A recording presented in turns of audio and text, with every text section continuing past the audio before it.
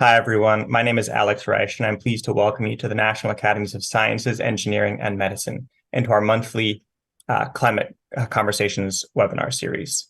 The National Academies provide independent, objective advice to inform policy with evidence, spark progress and innovation, and confront challenging issues for the benefit of society. In keeping with this mission, we're excited to host these conversations about issues relevant to policy action on climate change. I'd like to acknowledge that the National Academy's Washington, D.C. headquarters is physically housed on the traditional land of the Nquanchitang and Piscataway peoples past and present.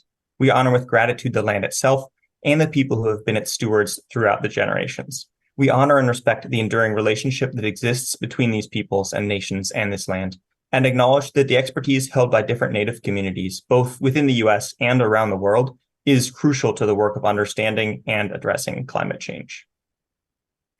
I'd like to welcome you to the second annual Ramanathan Climate Conversation, held in honor of National Academy of Sciences member Veerabhadran Ramanathan, and made possible through generous support provided by Sunanda Basu. Recognizing that climate change is a global challenge that requires global solutions, the Ramanathan Climate Conversations focus on climate resilience in South and East Asia, while aiming to identify pathways to action that are relevant to viewers and policymakers around the world. Today's event will focus on how to reduce the impact of climate-worsened floods in Asia. The conversation will be recorded and available to view right here, right after the event. If you'd like to ask questions, please submit them in the box below the video at any time, and we'll incorporate them in a dedicated Q&A period in the final half hour. We also encourage you to participate in the polls that will appear in that same location and to give your feedback after the event in the survey linked above the video. Before we begin, I'd also like to invite you to join us on November 16th for a climate conversation about the future of fossil fuels in a net zero United States. The link to register is above, where you can also sign up for our newsletter to get notified about all of our upcoming climate activities at the National Academies. I'm grateful to be joined by Carolyn Beeler, environment correspondent and editor for The World. Carolyn will introduce our conversationalists and moderate the event. Thank you again for joining the National Academies for Climate Conversations and for this special event. Carolyn, it's all yours. Thank you so much, Alex. Thanks for asking me to join you. We're talking today about flooding. As seas rise and rains become more intense, flooding has become an even more serious challenge around the world. That includes in Asia. Pakistan, India, China, Indonesia, and other countries have all seen intense flooding in recent years. This year's Ramanathan Climate Conversation will explore the impacts of climate change on flooding from rain, rivers, and seas, and we will also discuss, importantly, approaches that can mitigate the damage. We'll be drawing on case studies from different parts of Asia with a focus on South and Southeast Asia, since that's where the folks joining us today work. And with that, I am pleased to introduce Aditi Mukherji. She's the director of CGIAR's Climate Impact Forum. She's been an author on the latest round of the Intergovernmental Panel on Climate Change Assessments, including as a core writing team member of the IPCC Synthesis Report, which was published this past March. Aditi has also worked at the International Water Management Institute and the International Center for Integrated Mountain Development in Nepal. She is joining us from Nairobi. We also have joining us today Nguyen Huu Thien. He's an ecologist and consultant with over 30 years of experience working on issues of climate change, natural resource management, wetland biodiversity conservation, and sustainable livelihoods in Southeast Asia. Thien currently specializes in the Mekong Delta area of Vietnam, where I understand he was born and raised. He works with local community leaders to address local climate challenges, and he works with researchers to promote science-based policy at regional and national levels. He is based in Can Tha, Vietnam, right at the Mekong River Delta. So with all of that scene setting that we've done, I wanted to jump into questions and hear from our experts.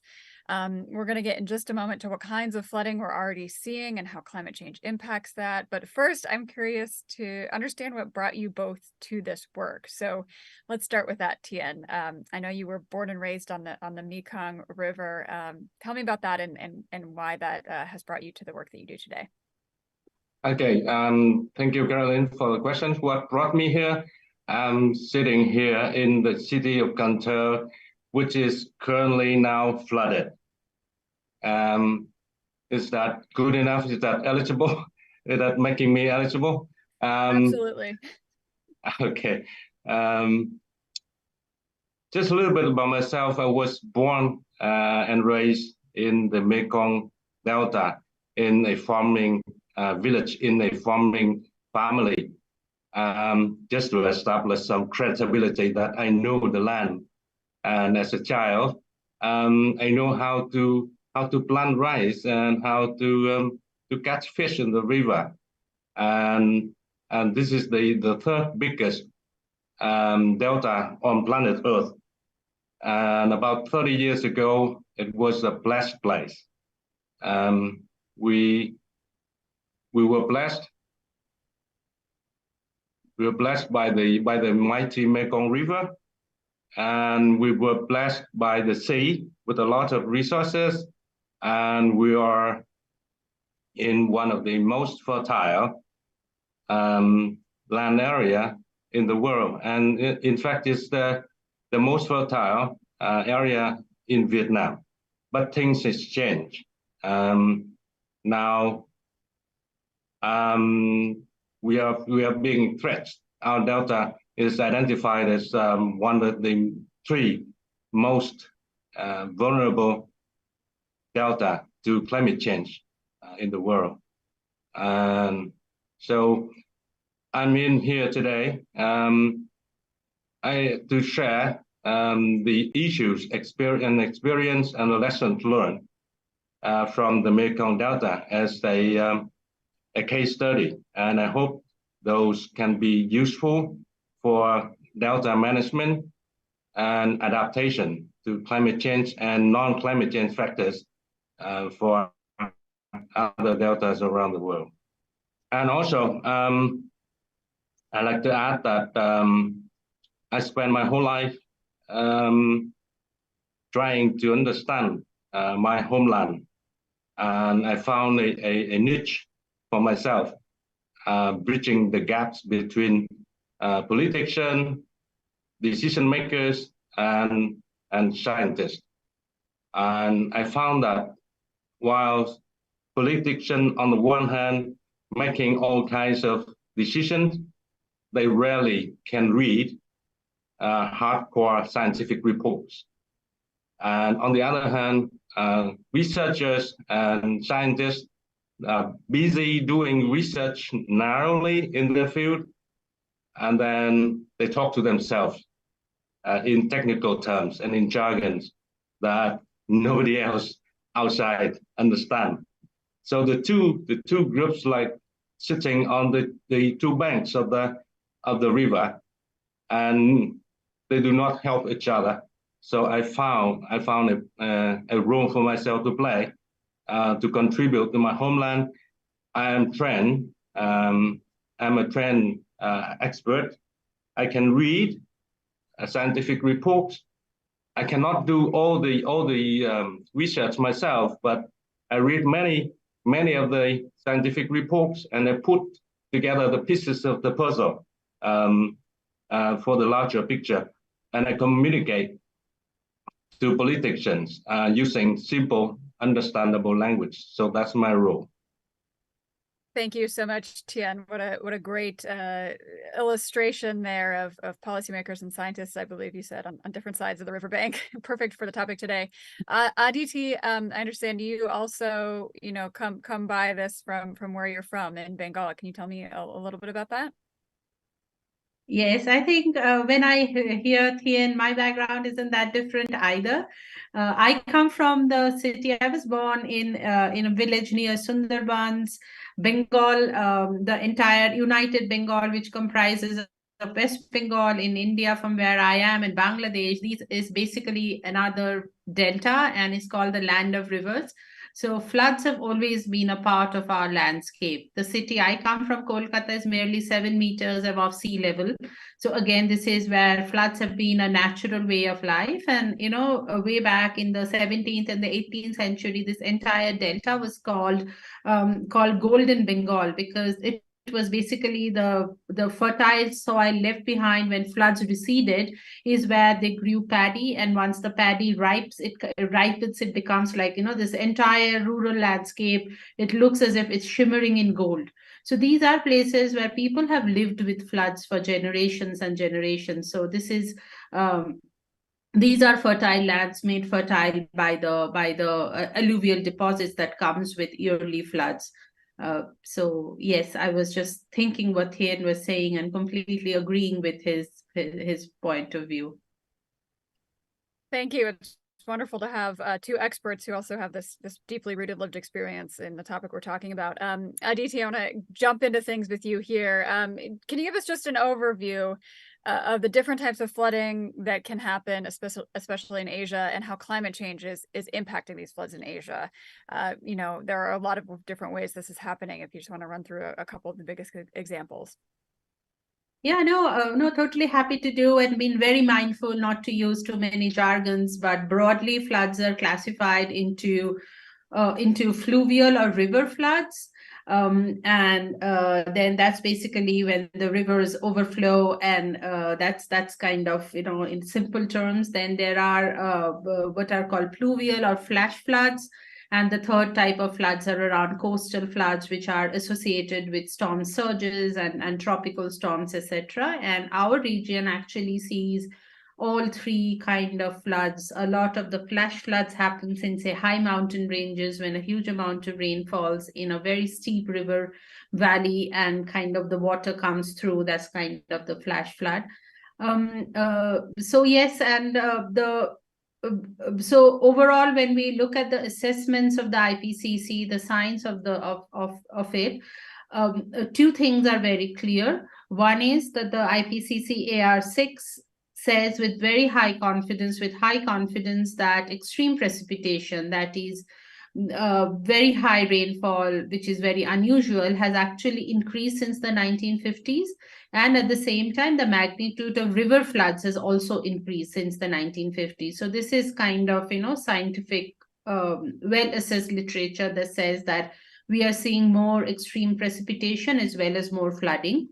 Also, what we are again seeing more of since 1950s, for instance, are around snowmelt floods. And this is very much associated with the higher Himalayas. See, all the 10 major rivers of Asia, be it Mekong, be it Ganga, be it Indus, be it Brahmaputra, all of these come from the Himalayas, the Hindu Kush Himalayas. That is the source of all 10 major rivers of Asia. And once those glaciers are melting, which climate change is kind of the main reason for melting of glaciers, those are also leading to all kinds of extreme events such as glacial lake outburst floods. We saw some of it recently happening in the Indian state of Sikkim, where entire huge hydropower projects were washed away. So yes, we are seeing more of both river floods. We are seeing more of snowmelt floods and glacier-related floods. And also with increases in tropical cyclones, not necessarily increase in number of tropical cyclones. What we are seeing is that the intensity of those tropical cyclones are now much higher than it used to be in the historical past. So which means that we are also seeing much more of those storm surges and coastal flooding. So yeah, back to you, Carolyn. Thank you, Aditi. We understand that we have an audience who's pretty well versed in these topics, so we can get into a little bit more of the details as we move forward. Thien, where you are, you say, the city where you are right now is flooded. That's an illustration of the changes that you said have been brought to the Mekong Delta in the past 30 or so years. Just briefly before we move on to impacts that these floods are having on people, what are the specific forces at play that are linking climate change and flooding in the Mekong specifically? All right. I still remember vividly 30 years ago in my father's generation, the Mekong Delta people, in their vocabulary, they didn't have the word flooding season with the negative connotation, because we are living in a land of rivers and waters. So my father would call it the water rising season, because water level was rising gently. So there was no damage whatsoever. And the flood waters, no, not flood, the water brought down a lot of resources, but things has changed. And now we are Kantar city, my city and the whole stretch of the city in the middle of the deltas get flooded 4 times a year during the lunar 15, August 15 lunar, August 30th, September 15, and September 30th in lunar calendar.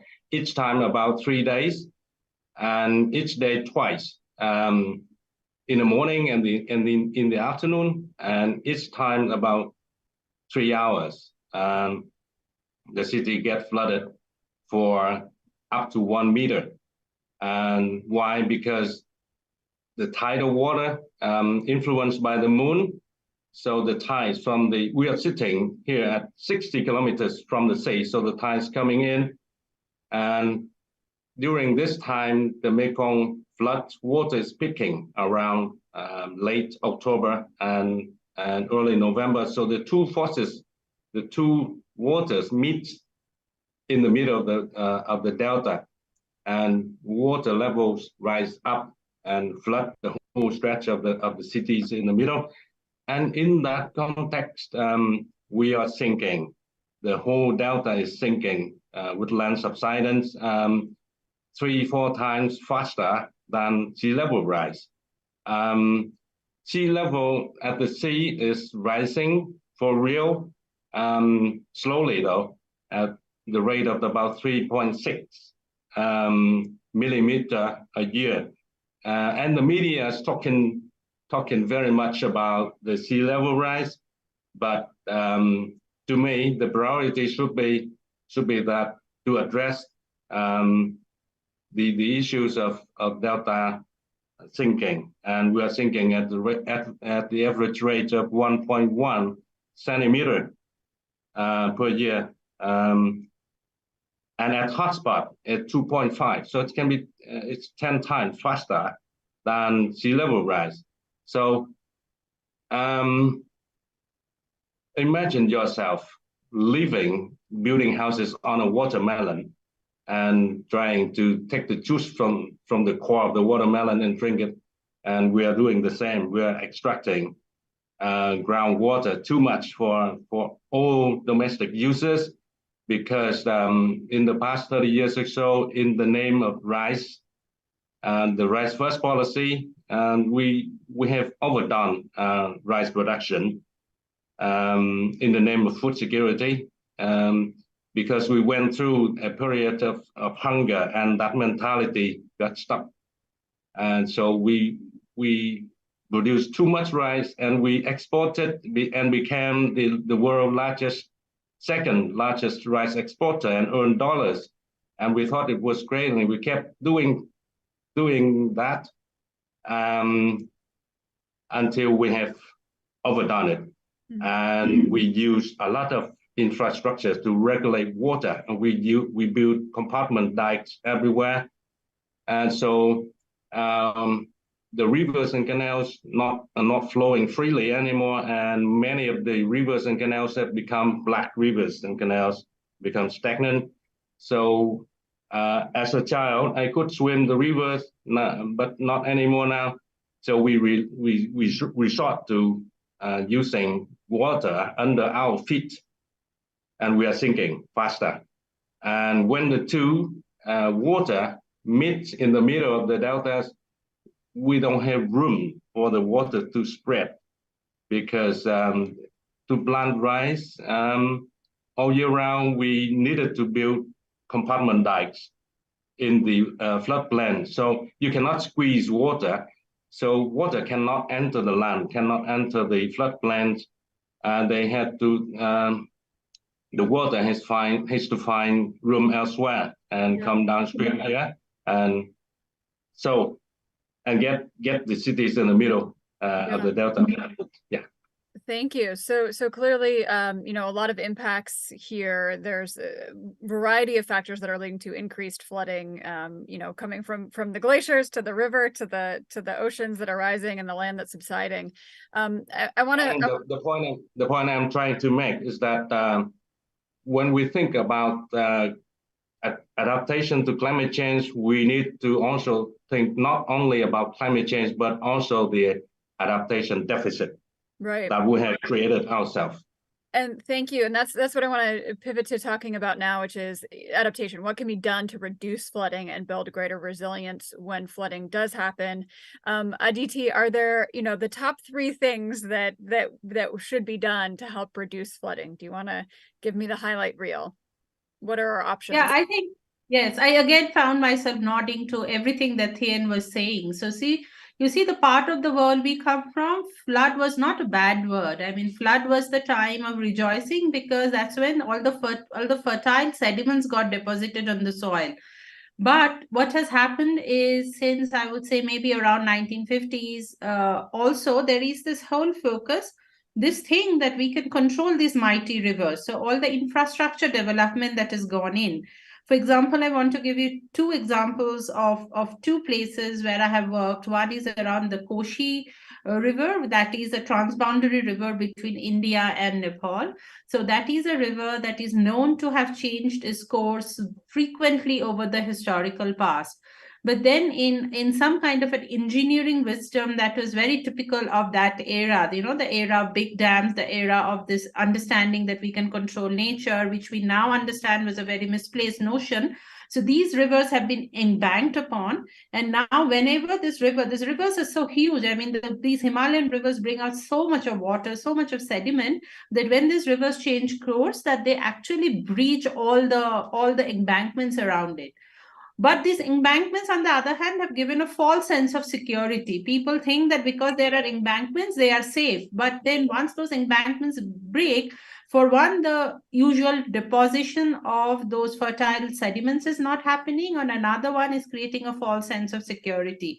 Exactly the same story in Bangladesh again. Polders were invested by the Dutch, thought that they have polders in their country and they brought it to Bangladesh, forgetting that the Dutch deltas are not alive while the Bangladesh deltas are absolutely living and kicking. So they have also created exactly the same kind of issue. And now what climate change is doing is just exasperating. Now, if a heavy rainfall falls, the chances are that the volume of water it brings down is just much more than it was, say, 100 years ago. So all these, like we have absolutely the infrastructure decision we have taken over the last 50 years, last 100 years, along with climate, is making it so much harder. Now, very briefly coming to your question, what can we do about it? I think one is to really rethink our infrastructure decisions that we have made. I mean, how do we make room for the river? I think that's what Thien was trying to say. I mean, when these heavy deluge comes and if these rivers are embanked, where exactly do they flow? I mean, the only option for them is to break the banks, and that's where all those population is settling there. The other thing that is happening very frequently now is around non-structural or soft measures for flood adaptation. Basically, getting people to reconnect to the past and know that the floods had a different role in the past. The third thing that I think has become quite successful, and at least in reducing loss of life, is around things around early warning systems. We are seeing around tropical cyclones, and again, I'm changing from river floods to tropical cyclones. Again, example of Bangladesh comes to mind. They've been very successful also in Indian coastal areas. They're successful in giving early warning, evacuating people. So even if those may not necessarily save livelihoods, but it certainly saves lives. And then we are seeing increasing discussions around nature-based solutions, like making room for the river. How do we have wetlands that can actually create space for these extra water to go into? We are also seeing much more discussions around cities which can be made into sponge cities. Happy to talk a bit more about it later on, but back to you, Carolyn. Yeah, I think I'd love to drill down into specifics here. You mentioned this kind of framework of ways we need to think about water differently. So rethinking infrastructure decisions to make room for the river instead of trying to control it so tightly. Early warning systems, nature-based solutions. I'm wondering if I can ask both of you, for some really specific examples of different countries or cities or municipalities that have done good work trying to live with our changed reality that, maybe other policymakers could could adopt in their areas, or we should highlight as a success story. So let's stick with you, Aditi, just for another moment. What are some examples of places that are really doing good work on this front? Yes, I mean, of course, China has some good examples around spawn cities where in and around, because city floods are again a bit different, because a lot of the flooding in the city is literally happening because of there's no room for the river to go. It's all concretized.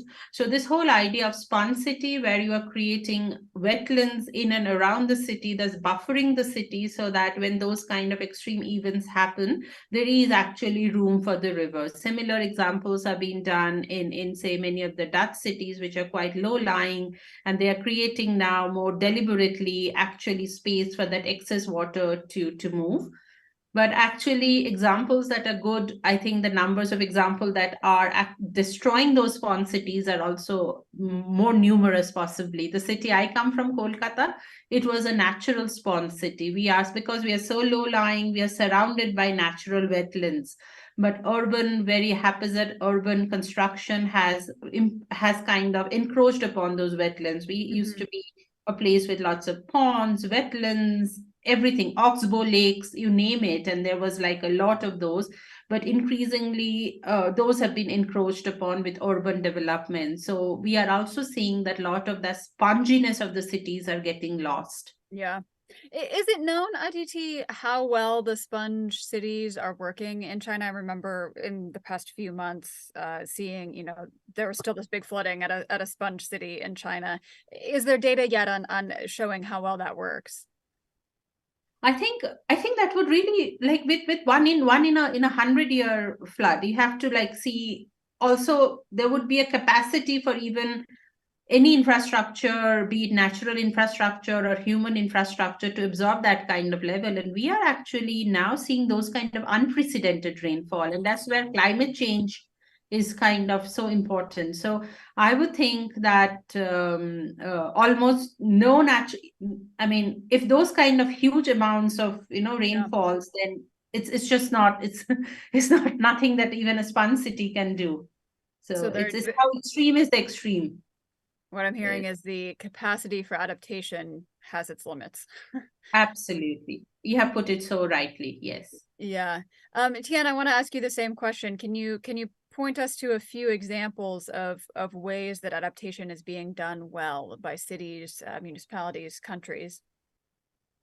I'm going to talk about the policy of the government of Vietnam in dealing with the situation. I think the government is doing a good job in issuing policy. Implementation is another story. The Delta is at the crossroad. We cannot afford to continue the old path.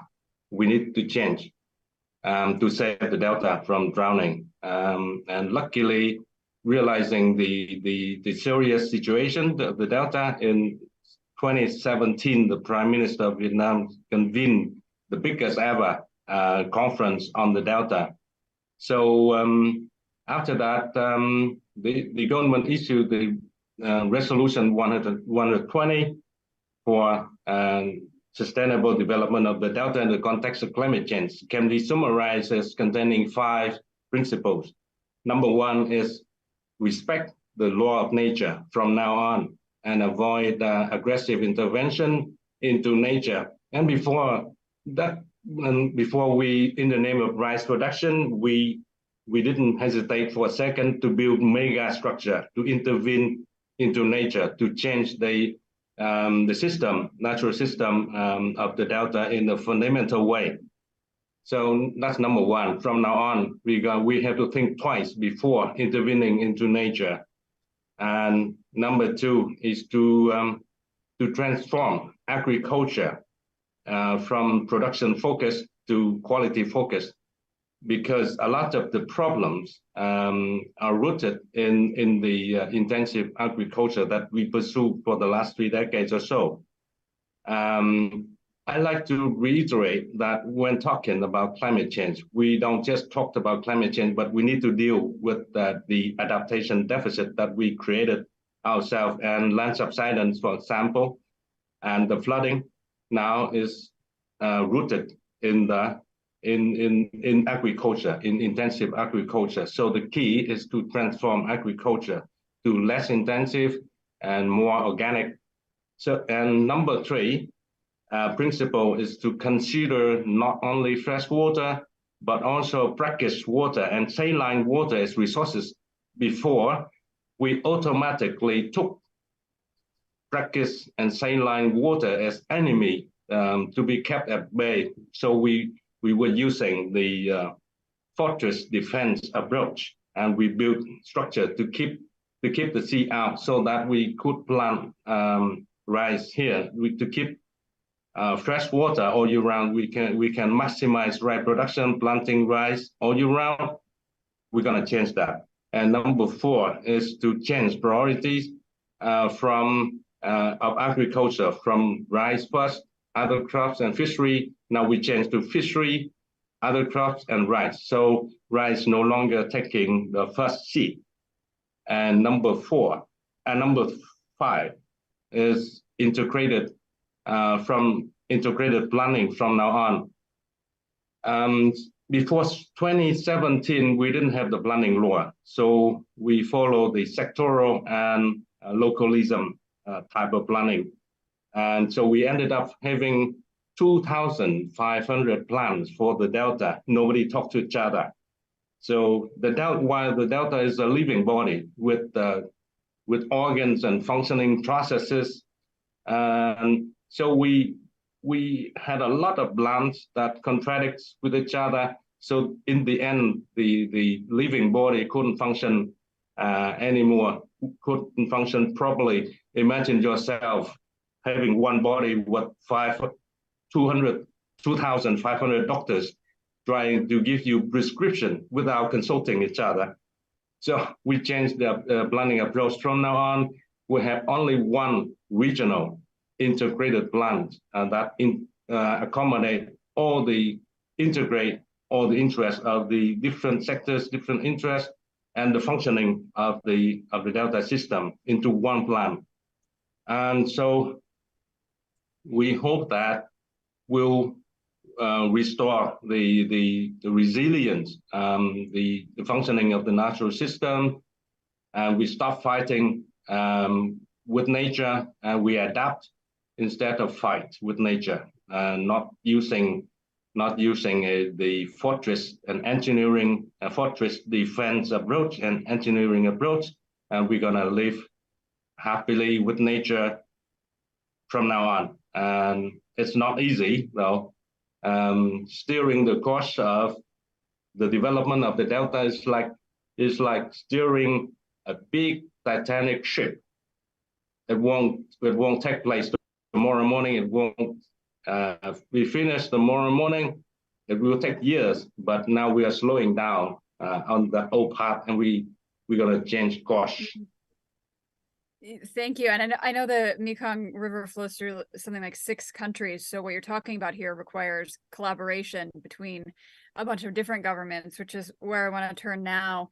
You know, we've been talking a bit about sponge cities, what can be done at the municipal level. You just brought us up to sort of the country to country level.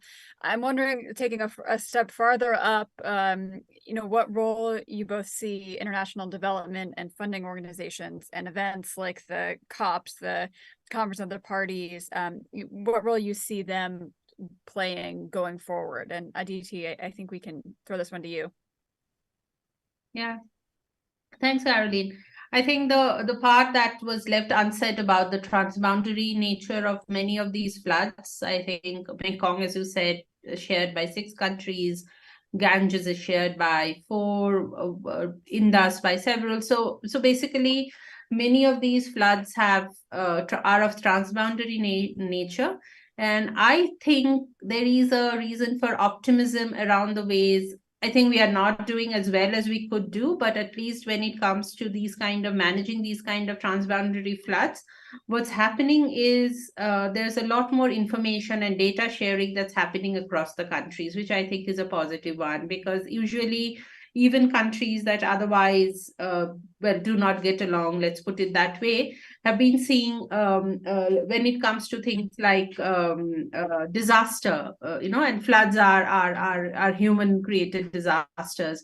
There is a lot more cooperation happening around those floods. So, for example, India regularly shares data of flood of high water levels for the downstream country, and Bhutan does the same. And even with India and Pakistan, the Indus Treaty has worked through very difficult times because of more. So that I just wanted to flag that there is a lot of action happening in the transboundary space that we need to focus on. When it comes to international development funding organization and COP by its very nature looks at the climate part of it. So, if you look at the Paris Agreement, water hardly features in any of it. I mean, Paris Agreement was all about mitigation, reducing greenhouse gas emissions, super important. But the role of water in climate change and how water is getting affected by climate change is not a part of those formal negotiations. And it's only from, I think, COP26 in Glasgow that there started a separate water pavilion. And for the first time, water was included in the cover document of COP only in the last COP in Sharm el-Sheikh, COP26. So there is still a lot to go, because the COPs primarily have remained a platform for largely discussion around mitigation, but increasingly adaptation, loss and damage, including from floods, are becoming important. So these have important roles to play, obviously. Thank you for that. I love asking this type of question to very smart people, because I think it can tell us a lot.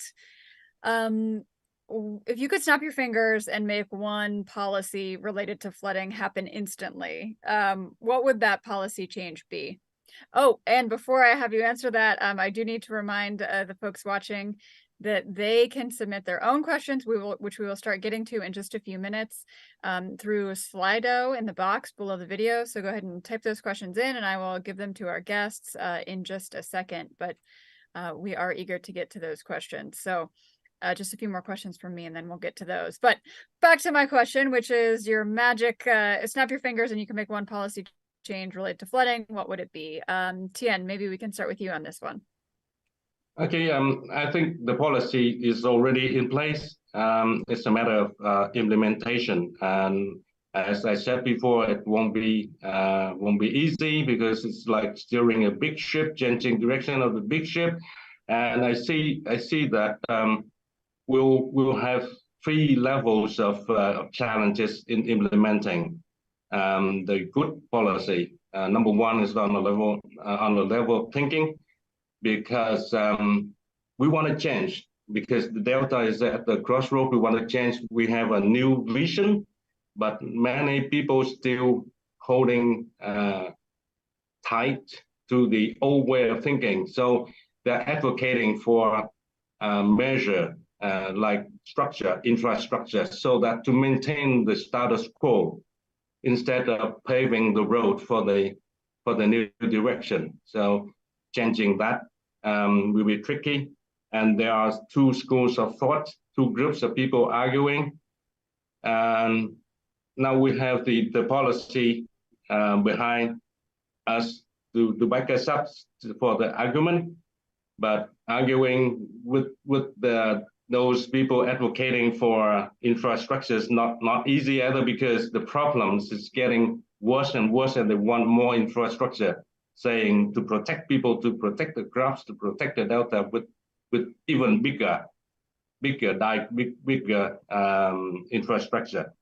And second level is the policy that because the resolution 120 and the Delta Master Plan is so advanced, and so many other policies are not on the same page. So we need to fix the policy. For example, food security, we need to change the concept, because our main strategy for food security now is to maximize rice reduction, and that is not right to me. So many other policy we need to bring up to the same page to match with the advanced policy that we have. And the third level is on the ground. Many of the infrastructure that intervene into nature got built before for rice production, now still functioning. And to break those dikes to let saline water in, or to flood water in like before, it's not easy. And many people who lived inside those compartment dikes have become dependent of the income of the triple cropping system. And now changing to a new system, we need to support farmers to change. So three levels of challenges. But I think the policies is there.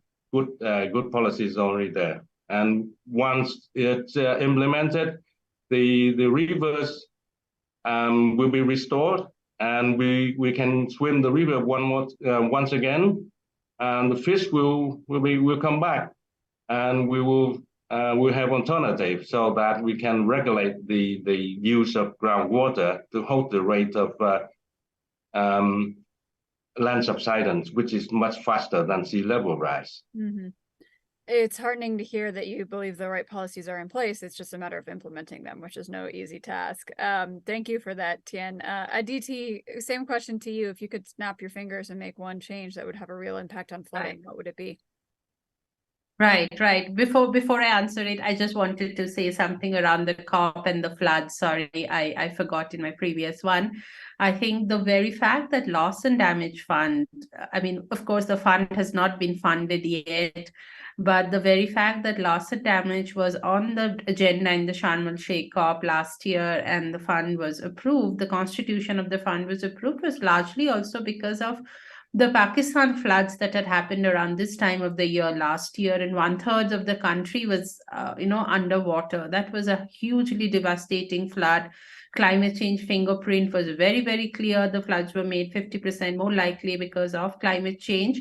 And also the fact that Pakistan held the presidency of the G77 plus China group. So it was like a very recently lived horror. And I think that really helped in that negotiations with the unity of that of G77, saying that loss and damage fund is something that's important. And here I would also want to mention the huge role of Professor Salimul Haq, who just passed away 2 days, very untimely, and his role in bringing this loss and damage agenda. And very often loss and damages are experienced through these devastating floods of the kind we saw in Pakistan last year. So just a bit of detour to also answer your previous question.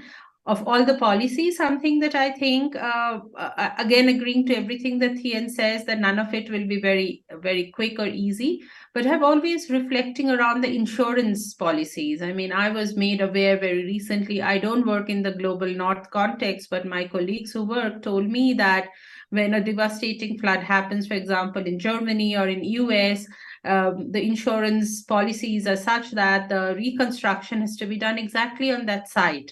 And that made to me very little sense. Like, I mean, those sites are very vulnerable. So why would you, are very exposed. So why would you have to? So, and then on the other hand, insurance does not really work for the poor farmers. So while we have early warning systems in our part of the world, which helps people move out of the harm's way, so their lives are saved, but they lose all their livelihoods, they lose their cattle, they lose their property. So how do we make insurance work a bit better in the context of flood is something would be on my wish list. Not something that I can snap my fingers and do it, but it's just completely bizarre that insurance isn't working for either the rich or the poor.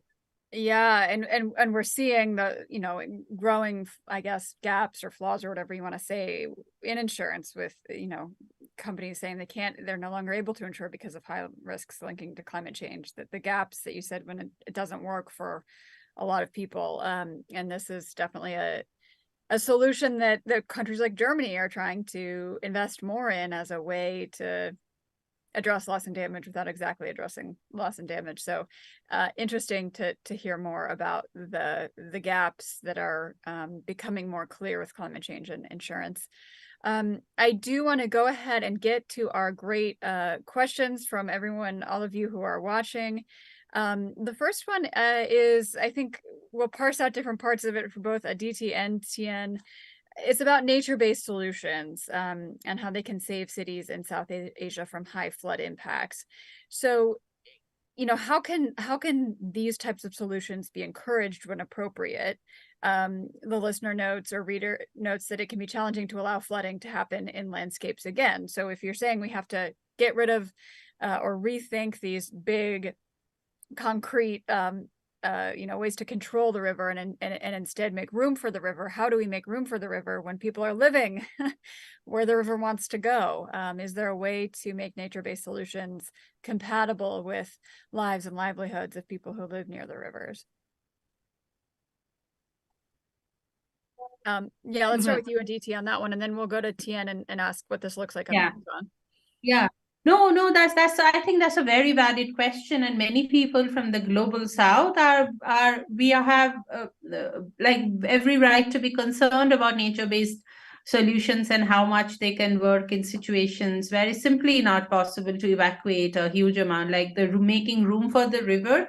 In the Dutch context would mean maybe relocating some 300, 400 households, while in any typical city in Asia, that would mean relocating million-plus population. So I think there is a limit to which that can work. In the context of the place I come from, it is entirely possible. We have this entire within Kolkata, East Kolkata wetland. That wetland has been encroached upon, but it's still protected by the UNESCO World Heritage tag. So it is possible in some circumstances to get those land back and have those wetlands be revived again.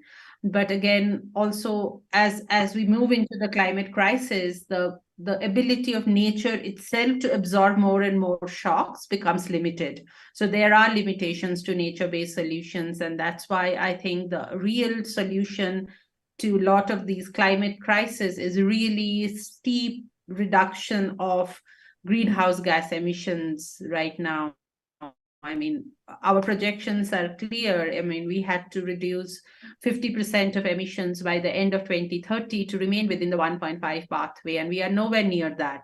So I would kind of go back. Adaptation is important, but adaptation has limits. Nature has limits of how much it can provide solutions unless and until we bring this runaway, fossil fuel emissions under control.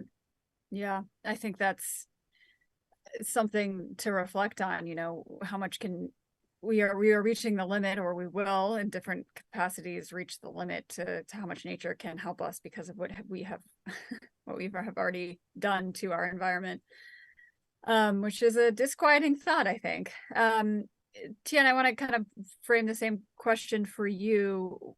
How can living with nature, making room for the river, work in the Mekong, the context of the Mekong River Delta? You mentioned, a de-intensification of agriculture to start with, less land for rice, perhaps. How can this work, or is this already working in some ways on the Mekong River Delta? How could we use nature-based solutions in a way that, is compatible with local populations?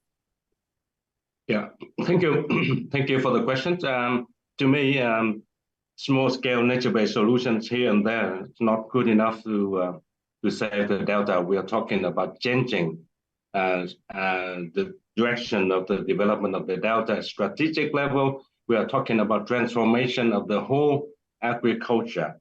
We are talking about cutting production from 25 million tons a year down to 17 million tons a year, so that we cut one crop and during the flood season, so that we can release water into the floodplains. And upstream of the delta, near the border with Cambodia, we have two great floodplains acting as natural sponges. On the right bank is the Long Xuyên quadrangle that could absorb 9.2 billion cubic meters during the flood season, and now occupied by the compartment dikes for rice planting cultivation during the flood season. And on the left bank, we have the blend of reeds, 700,000 hectares that could absorb another 10 billion cubic meters. So now we are changing. We are cutting down the third crops of rice during the flood season, and we let water in. And the two sponges, the two natural sponges, could act as the nature-based solution at large scale then. So the water get temporarily stored in those two monkey jigs. And in the dry seasons, the water from those two monkey jigs will gradually release back into the main streams and help the flows in the dry season to balance out salinity at the coast also. So we are talking about restoration of the functioning of the natural systems, the functioning of the living body. Thank you for that, both of you. Our next question from a viewer has to do with funding. We've talked a little bit about loss and damage funding. Do either of you know, find that even if good policy exists to help prevent flooding, the challenge is finding the funding to initiate these projects?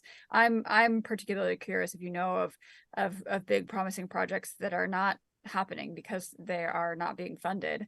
And then another part of that question is awareness increasing with regards to the problem and the need for adaptation with flooding and rivers in your mind? But let's start with that funding problem. How much of this problem is a question of money and funding?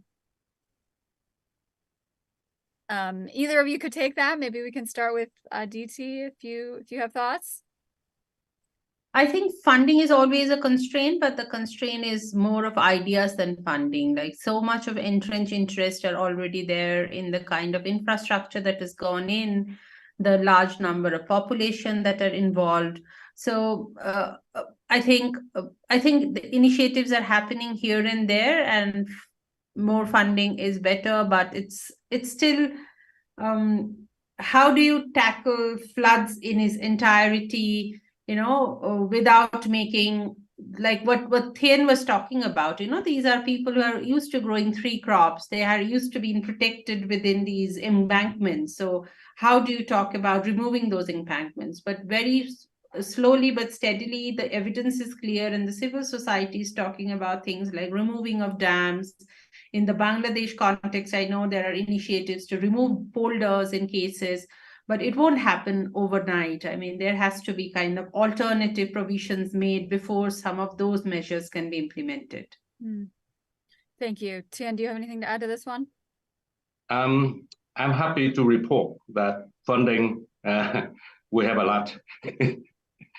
The Delta is because it's the hot spot, and it's identified as one of the most vulnerable places around the world. And it's heavily researched also. And we have the master plan, the resolution 120, and all the donors are very happy and supportive of the policy.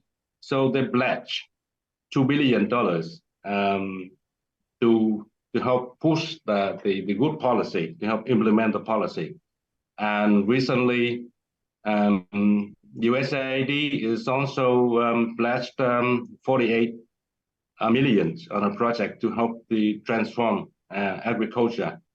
And the World Bank is also promoting transformation agriculture and soft measure. And Australia is also giving in grants and loans and so on, and projects aligned with that new policy framework. So I'm happy that everybody is understand. But on the other hand, there are other people who want to snap the finger and want one policy, which is to build a mega dike at the coast to keep the sea out. They say, look at the Netherlands, and they're underwater and they're thriving. Why Vietnam is not doing the same to save the Delta from drowning? So build a big dikes along the coast of 736 kilometers. But they forget something. They forget that we are in the tropical context. For example, when the sea is so high that the delta is so low, you build a mega dike to keep the sea out. when you miss the sea, you climb up the ladder and gain the view of the sea and climb down. And then you forget that you have 2,000 millimeters of rainfall on your head. So a dike can keep the sea out, but it also keep water from draining out. And in the back, you have the mighty Mekong with 475 billion cubic meters a year. And you're going to be swimming in the rainwater fast. So, but they advocate for that dike because there's a scenario that the sea level rise is going to be 1 full meter. And the delta, 39% of the delta are going to be submerged under the Pacific Ocean. So we need to borrow money now urgently to build that dike. And they forget that that scenario, that's not projection. And it's by the end of the century, it's not tomorrow morning. And if you build a mega dike now to deal with 1 meter of sea level rise by the end of the century, by that time, the dike will be very old and it's already sunk to the ground. Yeah, one of those needed reminders that the solutions need to fit the local context, as we have been talking about, and this idea of big engineering projects not being the exclusive way forward. We have another question that's a bit specific for Aditi that I'm interested in hearing about. The question is, how will the shrinking of the Himalayan glaciers impact the river cycle? Obviously, we've talked about glacial melt and how that leads to downriver flooding. I'm wondering if there's anything else about the river cycle that you'd like to note to answer that viewer question, Aditi. Yeah, so I mean, it depends on which river you're talking about when it comes to Indus, which gets almost 50% of its river flow from glaciers. Melting of the glaciers means like Indus's flows will peak by 2050s, and after that, the Indus water flow will diminish. But it would be a bit different for the Ganges and the Brahmaputra, where much of the river flows in the upper reaches actually comes from the glaciers. But overall for the entire river, these are also very much monsoon based. And we know that, we don't know for certain, but looks like monsoons are getting stronger. So overall, even though the upper reaches, there would be a change in the component of the snow melt component of the river to the base flow versus the monsoon component of the river. And in its entirety, there may not be much changes in the overall volume of these two rivers. That's what most of the studies are showing. But what would change is actually the seasonality of these, and the fact that the glacier flows provides a steady base flow in the low rainfall season, in the summer season. So we will see those changes in seasonality. But the main impacts would be actually faced by the people in the upper reaches, the mountain people, who also happen to be marginal for various reasons, ethnicity, remoteness, etc. So that's where most of the impacts are happening and will happen. Yeah. Thank you. We have another viewer question for you, Aditi. It's about river linking. I'm wondering, the question, asks whether that could help divert floods from places with too much water to places with too little, such as from North India to water deficient places in southern India. I'm wondering if you can define river linking, in case there are folks who don't know what that is, and give your opinion on whether you think it's, a promising concept. So I think river linking also comes from the infrastructure heavy kind of solution. That's been something that's been discussed in the Indian water space largely for I think large 15, 20 years or more. The idea is precisely this idea that we have water abundant river basins that can be connected through infrastructure to the water deficient river systems. I think we have shown scientifically that is not a good idea at all. For one, there isn't anything called a water, if it's excess versus, and it's a very infrastructure heavy solution. Again, the cost of it is not. At the end of the day, the solution to flood should be along the ways of how do we recreate the natural water cycles? How do we have small scale solutions that are appropriate for the regions rather than these heavy engineering solution, and river linking is very much one of those heavy engineering solution that I as a scientist find very little empirical evidence that they will work without making the problem even worse. So got it. Understood. Another question.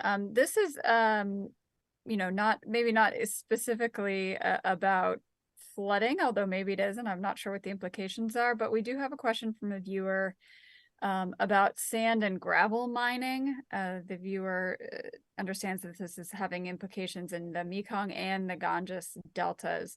Thien, do you know anything about that, and what kinds of regulation or policy would be needed to regulate sand and gravel mining? If not, we can move on to a different question. Okay. In another 10 years, the delta will have no more sand. So we are dredging the last grain of sand that we have now. A recently published report by WWF studied the amount of sand arriving from upstream and the amount of sand that we dredge down here. Like we are dredging 10 times. Like the budget, the sand budget is the concept. The income is too little and the spending is too much. And income too little is because sand is coming from upstream, being trapped already by hydropower dam reservoir. And because sand is very heavy materials, it travel at the bottom. During the flood season, during the first leg of the flood season, only in July, August, and September. And when the flood peaked, the sand stops already, waiting at the transit places, waiting for next year flood season to get transported downstream. Now we have dams, a series of dams across the rivers. There's no way for sand to pass any dam. And the sand that we could continue receiving in the last several years was those sand that deposited in the past already, because it takes about 30 years for sand to travel from upstream to the delta. So in short, we have no more sand. In 10 years, we are talking about changing private construction houses, because we cannot afford building concrete houses anymore. And now houses are being collapsed into the river, near the riverbank. And about 50,000 households near the mainstream of the rivers are in need of resettlement. And the government is spending a lot to build embankments that do not work, and trying to resettle people away from danger places. And so the question was about what kind of regulation or policy is needed to regulate that. Do you know anything about that? We try to regulate, but there's no point of regulation because we have no more sand anymore. Anyway, we try to enforce. We try to do law enforcement, but there's a lot of poachers. But now there's no point in regulation anymore because sand is not coming down anymore. That is a problem that has been addressed too slowly, and now it seems like you're saying it might be too late. Yeah.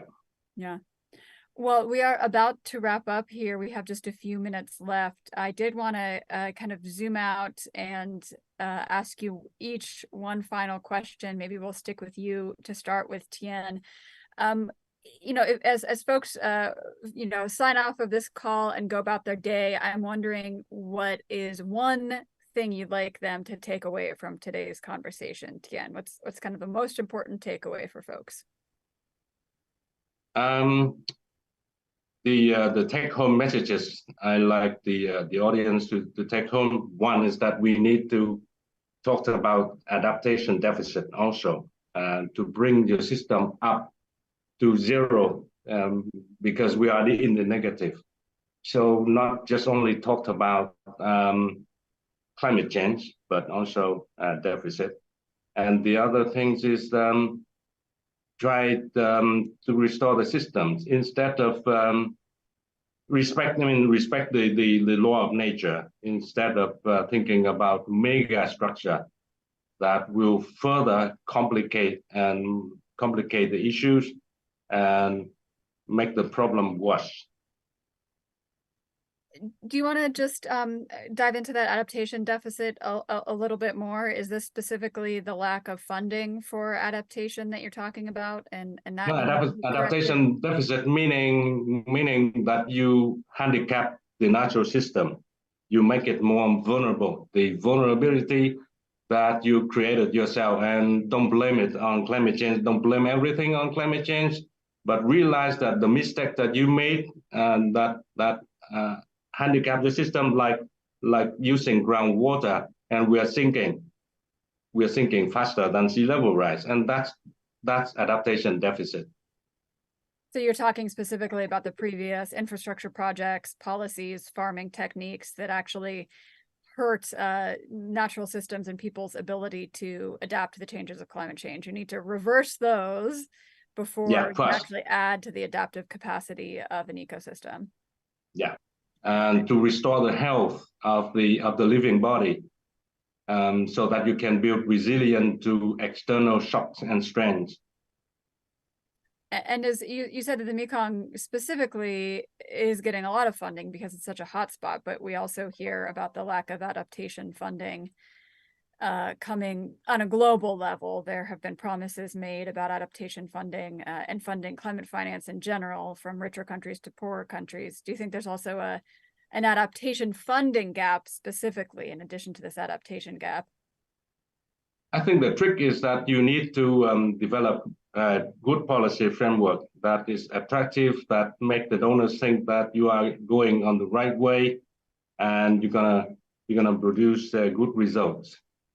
And think at the strategic level, not just solution here and there, site-based solution, small scale, that won't be able to solve big problems.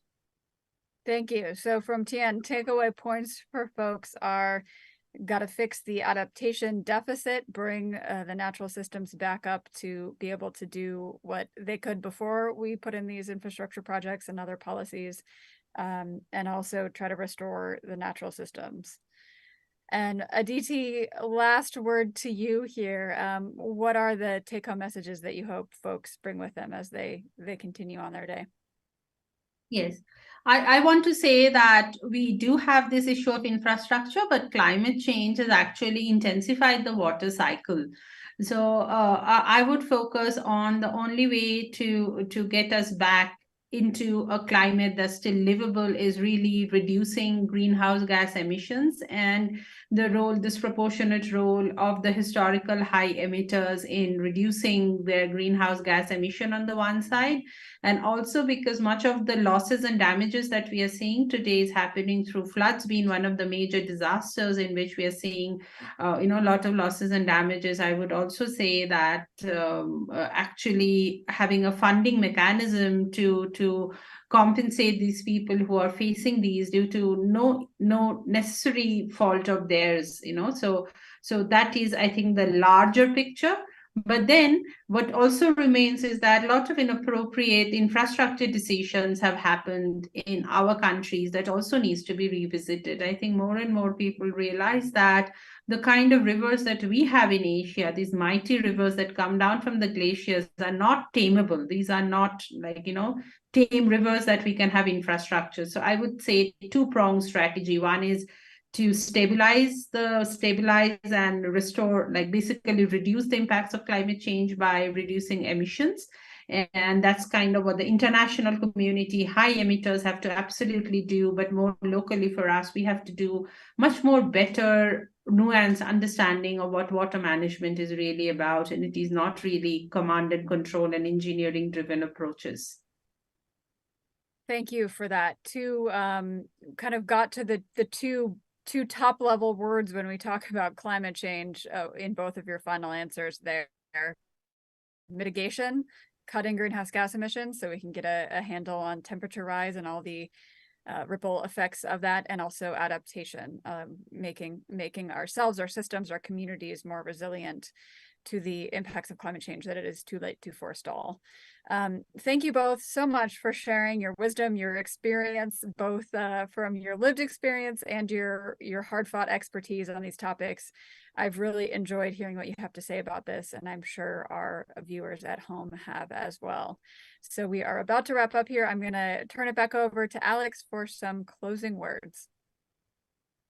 Thank you, Carolyn, and thanks for your fantastic moderation. Aditi and Thien, thank you for the work you're doing on the ground and the stories, that you shared today about that work and the massive challenges we face at multiple scales. For everyone else who joined us today, thank you. We really are glad you're here for the second annual Ramanathan Climate Conversation. Thank you for your questions as well. The conversation was recorded, and you can watch it on the same website immediately. The next Ramanathan Climate Conversation will be next year, but I invite you to join us next month on November 16th for the next iteration of our monthly climate conversations. That month, we will be talking about the future of fossil fuels in the United States and how to address the technical and societal challenges associated with their changing role. The link to register is above, and you can also register for our newsletter to get updates on all of our upcoming activities. If you'd like to share feedback on today's event or ideas for future events, please do take our survey. Thanks again to everyone behind the scenes who supported today's event and to you all for joining. Take care and have a good one.